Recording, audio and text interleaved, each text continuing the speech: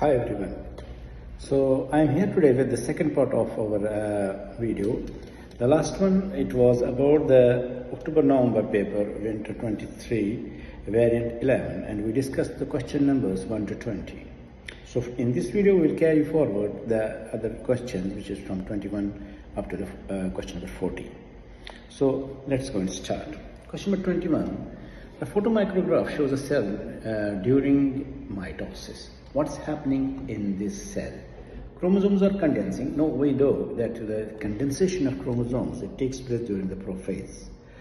Centromeres are moving to the opposite poles, and this is what happens in the anaphase. And spindle microtubules are shortening. That's also what's happening in the anaphase. So we have options 2 and 3 are correct, means C is the correct option for this one. Now question number 22. Which diagram correctly shows the structure of a piece of DNA? So if we look at, first of all, the A has the two strands are anti-parallel. That's correct. But are the nitrous bases complementary? Guanine always bonds with cytosine, adenine always bonds with thymine in case of the DNA. That means option A is not correct one. Number 2 is, in case of B, we can see the two strands are not anti-parallel. So B cannot be the correct one. And number option C is the two strands are anti-parallel. Now let's look at the complementary nitrogen bases. Adenine bonding with cytosine, which is correct. Incorrect. The adenine always bonds with thymine. Now looking at option D, the two strands are anti-parallel. A bonding with thymine, cytosine with guanine, thymine and adenine, cytosine guanine. So everything is correct in this one. So option D is the correct answer. Moving to question number 23. Bacteria were grown in a medium containing N15. After several generations, all of the bacterial DNA contain N15. Some of these bacteria were transferred to a medium containing the common isotope of N14. The bacteria were allowed to divide once. The DNA of some of these bacteria was extracted and analyzed. This DNA was all hybrid DNA containing equal amounts of nitrogen 14 and nitrogen 15. The remaining bacteria were left in the medium with nitrogen 14 and allowed to divide one more time. The DNA of some of these bacteria was extracted and analyzed. What's the percentage of the hybrid DNA? So what was actually left in the medium was the hybrid DNA N15 and N14, which was formed of the first generation. So when it grows in the medium containing N14 only, we'll see the one of the bacteria produced will be N15 and N14, which will be the hybrid, and the other one will be N14 and N14 only. That means the hybrid is the 1 out of 2, 50% will be the hybrid DNA in this new generation. Moving to question number 24, which statements correctly describes the process of transcription? The question is about the transcription. mRNA is decoded by a ribosome to produce a specific amino acid chain. This happens in the translation. A section of DNA is converted to RNA by RNA polymerase. That's actually the part what happens in the transcription. And transfer for RNA transfers amino acids to ribosome. That's again the part of the translation. So D only 2 is the correct answer. Sickle cell anemia is caused by a mutation in an allele of the gene that codes for the beta globin polypeptide of hemoglobin. The diagram shows the sequence of bases in a small section of the template strand of DNA for both normal and HbA sickle cell beta globin alleles. So this is HbA normal and this is HbA sickle cell hemoglobin. Both polypeptides for HbA and HbS are the same length. How will the mutation in the allele result in the production of an altered version of beta globin polypeptide? Now, let's go back to the question. First of all, they say that both the polypeptides for HbA and HbS are the same length. Means the addition mutation has not taken place, the deletion has not taken place, it's just the substitution. So let's see where it has been substitution. We have CTG here, it is CTG here. The next triplet base is ACT, this is ACT. Then we have CCT, this is CCT. Then we have GAG, then we have GTG. This is the changed triplet code. And the rest, I think, the GAG and GAG are here. We have AAG and 3CT, rest are same.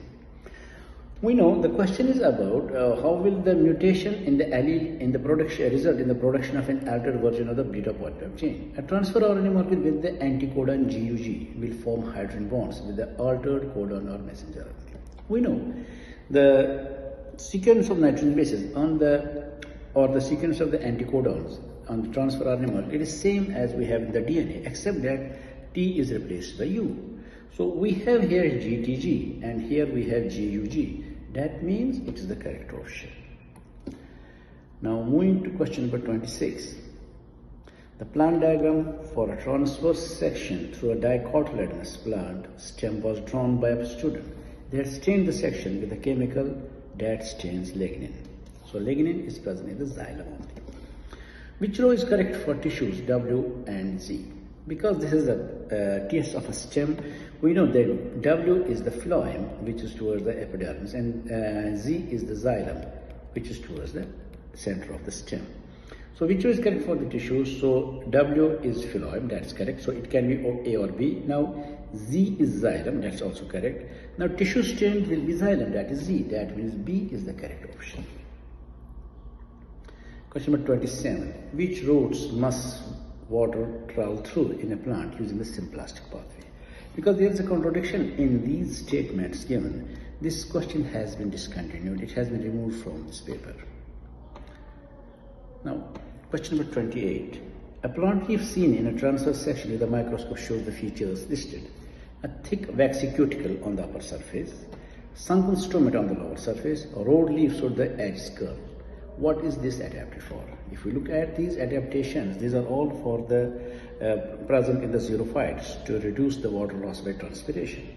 So this is, what is this leaf adapted for? To decrease carbon dioxide? No. To increase carbon dioxide? To decrease water loss by transpiration is the correct option. Now question number 29. What occurs as carbohydrate is taken out of a sink into a phloem sieve tube element? Carbohydrate is taken out of a sink into a phloem. So when it goes into the phloem, that means the water potential of the phloem will decrease, it will be lower. And then water will move into the phloem, that means the volume of the liquid in the phloem sieve tube will increase. So the water potential depends upon the diameter of the blood vessel, because the smaller the blood vessel, more phloem sieve tube. The systolic pressure of the heart ventricles, exactly, because this is what actually creates the blood pressure, and the volume of the blood returning to the heart in each cardiac cycle. That also, because if more blood remains, less blood returns to the heart, that means there will be more blood pressure. So options 1, 2 and 3 are the correct ones for this. Sulfium is a molecule that inhibits carbonic anhydrase. Which effect would sulfium have inside a red blood cell in muscle tissue that is respiring at a high rate? So if it inhibits carbonic anhydrase, what is the function of the carbonic anhydrase? It first of all breaks into carbonic acid into hydrogen and hydrogen carbonate. So first it combines carbon dioxide with water to form carbonic acid, then carbonic acid broken down in hydrogen and hydrogen carbonate. So if it is that, this will not happen.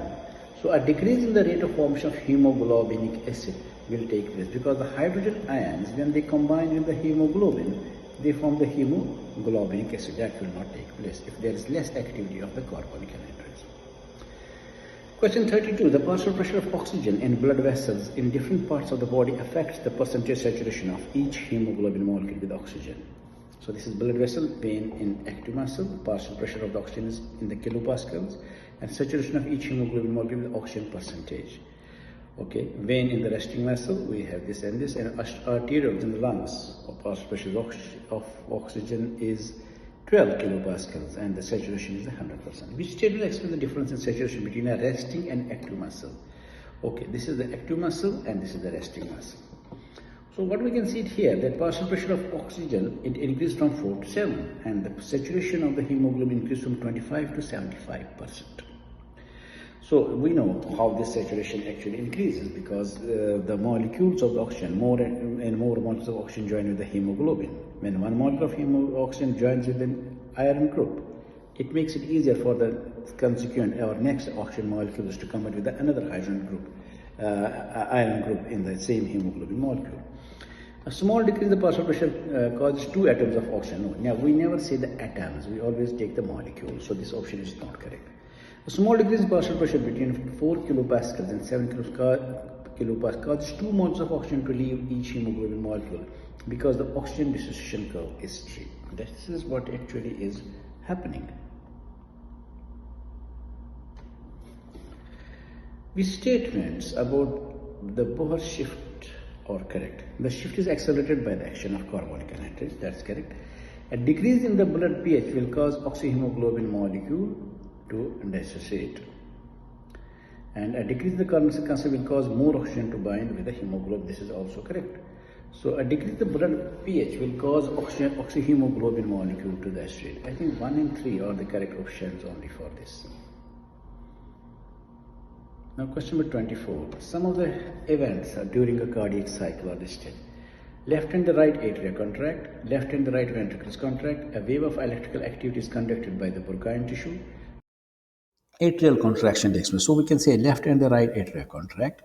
The next, the wave of electrical activity passes through the atrioventricular node. It's picked up by the atrioventricular node. Then the of excitation or contraction to the Purkinje tissue, and then the ventricles will contract. So it is 1, 4, 3 and 2. 1, 4, 3. So B is the correct option. Now again question number 35. Oxygen, carbon dioxide enter and leave the blood in the capillaries, the alveoli. Which statement about this process correct? There is the contradiction in this statement. So this has also been removed from the paper. Question number 35.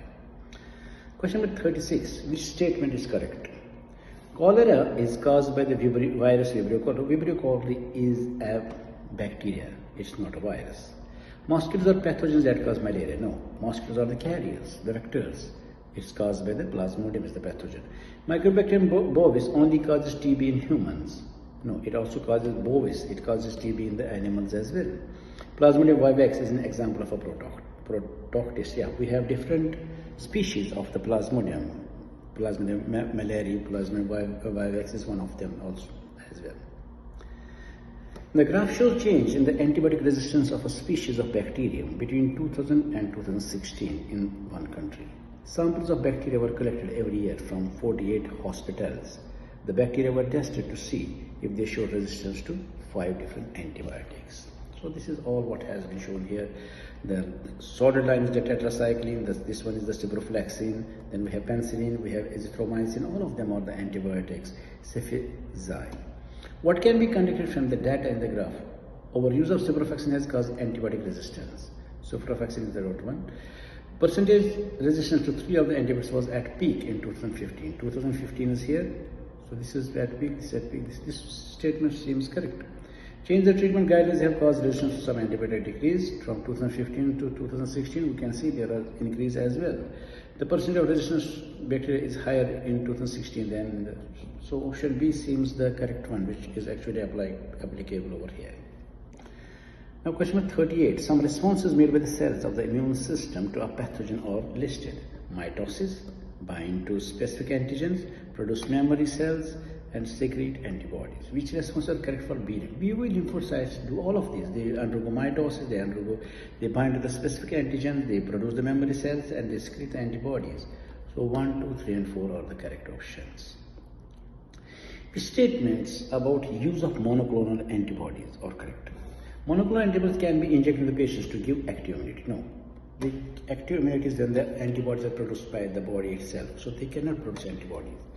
Monoclonal antibodies can be injected in the patients to treat viral infections. That's correct. Monoclonal antibodies can be used as diagnostic tests for specific pathogens. That's also correct. So C is the correct option. And the last question. This statement explains how a vaccination program can control the spread of an infectious disease in a population. Unvaccinated individuals are less likely to meet a vaccinated individual. That's not correct. Unvaccinated individuals are less likely to meet an infected individual. Vaccinated individuals cannot catch the disease. Vaccinated individuals have natural active immunity. This is also not correct. So C, vaccinated individuals cannot catch the disease is the right option. I hope this was helpful to all of you. So we'll come back with one more video on some another A-level paper. Till then, take care and bye.